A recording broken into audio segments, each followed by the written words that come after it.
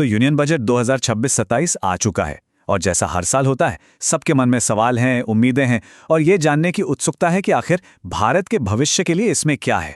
तो अगले कुछ मिनटों में हम यही करने वाले हैं। वित्त मंत्री निर्मला सीतारमण के इस बजट के बड़े बड़े ऐलानों को और उनके पीछे छिपे विजन को एकदम आसान भाषा में समझेंगे। तो चलिए शुरू करते हैं। तो सबसे बड़ा सवाल यही उठता है कि आखिर ये बजट भारत के भविष्य की कौन सी तस्वीर दिखाता है। क्या ये सिर्फ आंकड़ों का खेल है या इसमें देश के लिए एक मजबूत रोड मैप भी छिपा है? चलिए मिलकर इस बजट के विजन को परत दर परत खोलते हैं और देखते हैं कि कहानी क्या है। तो आज हम 5 खास हिस्सों में इस पूरे बजट को समझेंगे। सबसे पहले बजट की बिग पिक्चर क्या है, फिर सबसे जरूरी बात, हमारी आपकी जेब पर क्या असर पड़ेगा। इसके बाद देखेंगे कि देश के भविष्य को बनाने के लिए क्या प्लान्स हैं, इंडस्ट्री और नौकरियों का क्या होगा, और आखिर में सारी बड़ी घोषणाओं का एक क्विक रिकैप करेंगे। तो चलिए शुरू करते हैं पहले हिस्से से और समझते हैं कि इस बजट की आत्मा क्या है, इसका बड़ा नजरिया, इसका बिग पिक्चर क्या है। तो देखिए, इस बजट का जो सेंट्रल थीम है ना, वो है विकसित भारत की जर्नी को और तेज करना। और इसके लिए सरकार ने 4 मेन पिलर्स पे फोकस किया है। पहला, ग्रोथ की रफ्तार को एक्सेलरेट करना। दूसरा, देश की इकोनॉमिक फाउंडेशन को और मजबूत, एकदम फौलादी बनाना। तीसरा, जो टैक्स का पूरा सिस्टम है उसे सिंपल करना। और चौथा, जो कि बहुत जरूरी है, इंफ्रास्ट्रक्चर और नौकरियों के नए मौके बनाना। अच्छा, अब जरा सरकार के अपने बही खाते पर नजर डालते हैं। एक टर्म है फिस्कल डेफिसिट, मतलब सरकार की कमाई और उसके खर्च के बीच का गैप। इस बार टारगेट है कि इसे जीडीपी का करीब करीब 4.3% रखा जाए। आसान भाषा में समझें तो सरकार डेवलपमेंट पर खर्च तो खूब कर रही है, लेकिन साथ ही साथ अपनी जेब का भी ध्यान रख रही है। मतलब एक बैलेंस्ड अप्रोच है।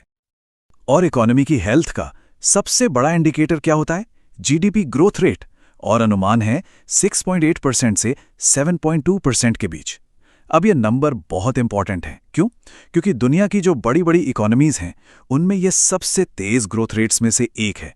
और तो और बड़ी बड़ी रेटिंग एजेंसियां भी इसे एक बहुत ही पॉजिटिव साइन मान रही हैं। चलिए अब आते हैं उस सेक्शन पर जिसका हम सबको सबसे ज्यादा इंतजार रहता है कि भाई हमारी अपनी जेब पर इसका क्या असर पड़ेगा। तो सबसे पहली और सबसे बड़ी खबर, और शायद कई लोगों के लिए राहत की बात, इनकम टैक्स स्लैब में कोई भी चेंज नहीं है। जी हां, कोई बदलाव नहीं। सरकार का मकसद यहां एकदम साफ है, टैक्स सिस्टम में एक स्टेबिलिटी रखना, ताकि लोग बिना किसी कंफ्यूजन के अपनी फाइनेंशियल प्लानिंग कर सकें।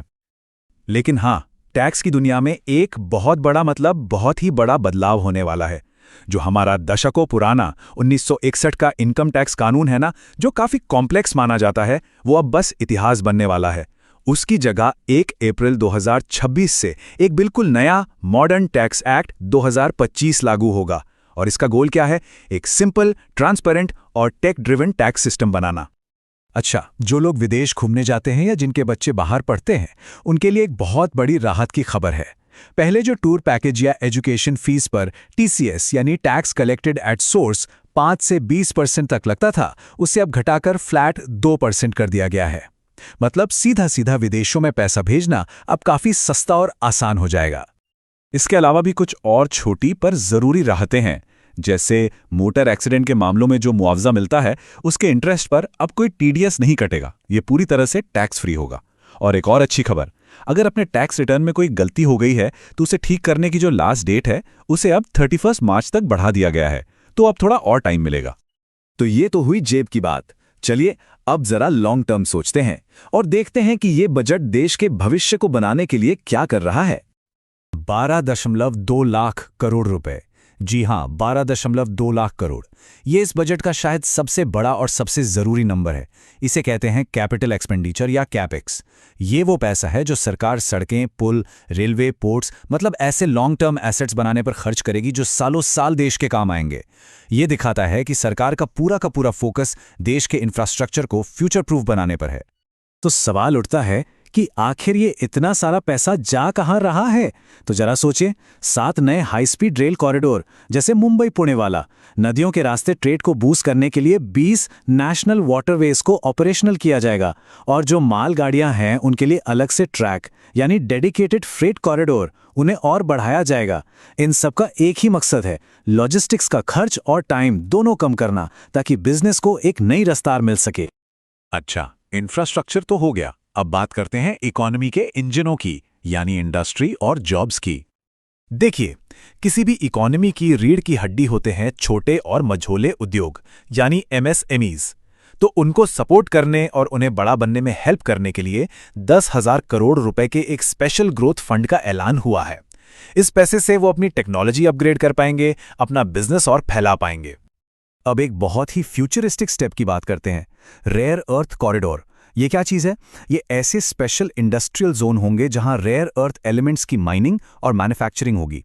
अब ये वो जादुई तत्व हैं जो इलेक्ट्रिक गाड़ियों की बैटरी से लेकर हमारे स्मार्टफोन के चिप्स तक हर हाईटेक चीज़ में यूज होते हैं। तो ये कदम भारत को टेक्नोलॉजी की दुनिया में सेल्फ रिलायंट यानी आत्मनिर्भर बनाने के लिए गेम चेंजर हो सकता है। और डिजिटल वर्ल्ड में इंडिया को एक ग्लोबल हब बनाने के लिए एक और बड़ा दांव खेला गया है। जो विदेशी क्लाउड कंपनियां हैं, उन्हें 2047 तक की टैक्स हॉलिडे, मतलब टैक्स में पूरी छूट दी जाएगी, लेकिन शर्त यह है कि वो अपने डेटा सेंटर्स इंडिया में बनाएं। लेकिन देखिए, इन सारी योजनाओं का जो अल्टीमेट गोल है वो है जॉब्स क्रिएट करना। तो सवाल है, रोजगार आएगा कहां से?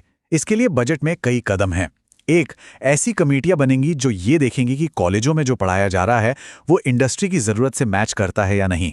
दूसरा, जो नए जमाने के सेक्टर्स हैं जैसे एनिमेशन, गेमिंग, वीएफएक्स, जिन्हें एवीजीसी कहते हैं, उनके लिए स्पेशल स्किल लैब्स बनेंगी। और तीसरा, हेल्थ सेक्टर में भी नर्सेज और टेक्नीशियंस जैसे प्रोफेशनल्स की संख्या बढ़ाई जाएगी। तो चलिए अब आते हैं अपने फाइनल सेक्शन पर, जहां हम सारी बड़ी घोषणाओं को एक साथ समेटेंगे और इसका एक क्विक समरी देखेंगे। देश की सुरक्षा जाहिर है सबसे ऊपर है, और इसी को ध्यान में रखते हुए डिफेंस बजट को बढ़ाकर लगभग 7.84 लाख करोड़ रुपए कर दिया गया है। इस पैसे का एक बड़ा हिस्सा हमारी सेना को मॉडर्नाइज करने, मतलब नए हथियार, ड्रोन्स और लेटेस्ट टेक्नोलॉजी से लैस करने पर खर्च होगा। तो अगर हम सरकार के खर्चों की पूरी तस्वीर देखें तो प्रायोरिटीज एकदम क्रिस्टल क्लियर हैं। सबसे बड़ा हिस्सा करीब 40% जा रहा है इंफ्रास्ट्रक्चर पर, यानी देश को बनाने पर। उसके बाद आता है डिफेंस, फिर इंडस्ट्री को सपोर्ट और फिर रूरल और एग्रीकल्चर सेक्टर। यह दिखाता है कि सरकार का फोकस शॉर्ट टर्म नहीं बल्कि लॉन्ग टर्म ग्रोथ पर है। तो चलिए इस पूरी चर्चा का एक क्विक रिकैप कर लेते हैं। वो कौन सी बड़ी बातें हैं जो हमें याद रखनी है? पहला, फिस्कल डेफिसिट का टारगेट 4.3% पर है।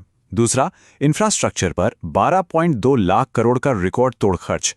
तीसरा, 2025 से एक नया सिंपल इनकम टैक्स एक्ट लागू होगा। और चौथा, विदेश पैसा भेजने पर टीसीएस अब सिर्फ 2% लगेगा। ये वो बड़े पॉइंट्स हैं जो आने वाले टाइम में इकोनॉमी और हमारी आपकी जिंदगी पर असर डालेंगे। तो कुल मिलाकर देखें तो ये बजट विकसित भारत के लिए एक मजबूत नींव रखता हुआ दिखता है। कागज पर तो प्लान्स बहुत शानदार हैं, लेकिन असली सवाल तो हमेशा यही रहता है कि इनका इम्प्लीमेंटेशन, मतलब इन्हें जमीन पर कैसे उतारा जाएगा। क्योंकि देखिए, किसी भी बजट की सफलता इसी बात पर निर्भर करती है कि योजनाएं कितनी तेजी से और कितनी ईमानदारी से लागू होती हैं। और ये एक ऐसा सवाल है जिसका जवाब हम सबको आने वाले समय में मिलेगा।